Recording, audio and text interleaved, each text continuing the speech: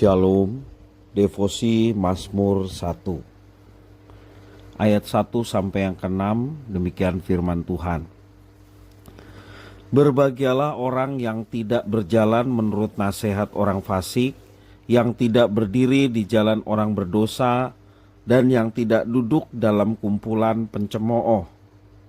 Tetapi yang kesukaannya ialah Taurat Tuhan, dan yang merenungkan Taurat itu siang dan malam. Ia seperti pohon yang ditanam di tepi aliran air, yang menghasilkan buahnya pada musimnya, dan yang tidak layu daunnya. Apa saja yang diperbuatnya berhasil. Bukan demikian orang fasik, mereka seperti sekam yang ditiupkan angin.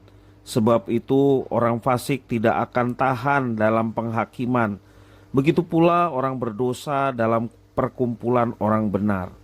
Sebab Tuhan mengenal jalan orang benar, tetapi jalan orang fasik menuju kebinasaan. Demikian firman Tuhan. Hidup sebagai orang percaya di tengah dunia tidaklah mudah.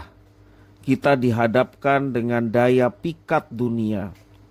Namun keputusan penting dalam hidup harus diambil segera.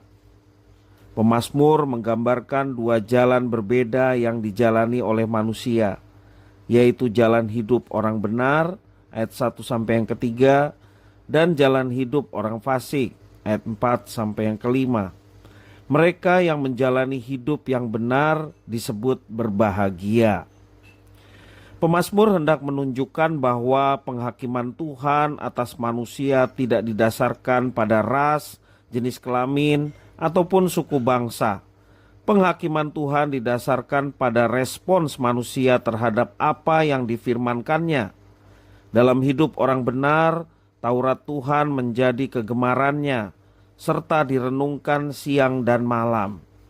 Ketaatan pada firman Tuhan adalah kunci keberhasilan dalam hidup yang dijalani, dan pemazmur menekankan bahwa Tuhan mengenal dan memberkati jalan hidup mereka. Namun, hal yang kontras dialami oleh orang fasik.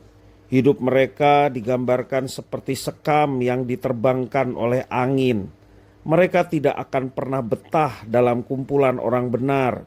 Jalan yang dipilih berujung pada kebinasaan. Dalam kehidupan kita bisa melihat contoh dari orang-orang yang memilih hidup di jalan orang benar dan jalan orang berdosa.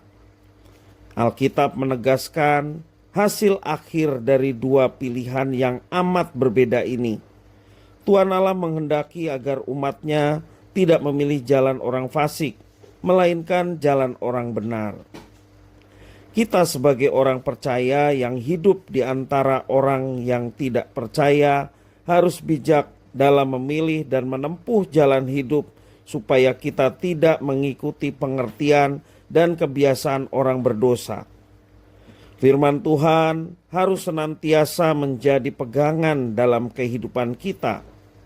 Firman itu bukan hanya untuk dibaca, melainkan direnungkan serta dijalankan, diimplementasikan dalam ketaatan, sehingga dalam segala aspek kehidupan kita senantiasa hidup kita berkenan di hadapan Tuhan.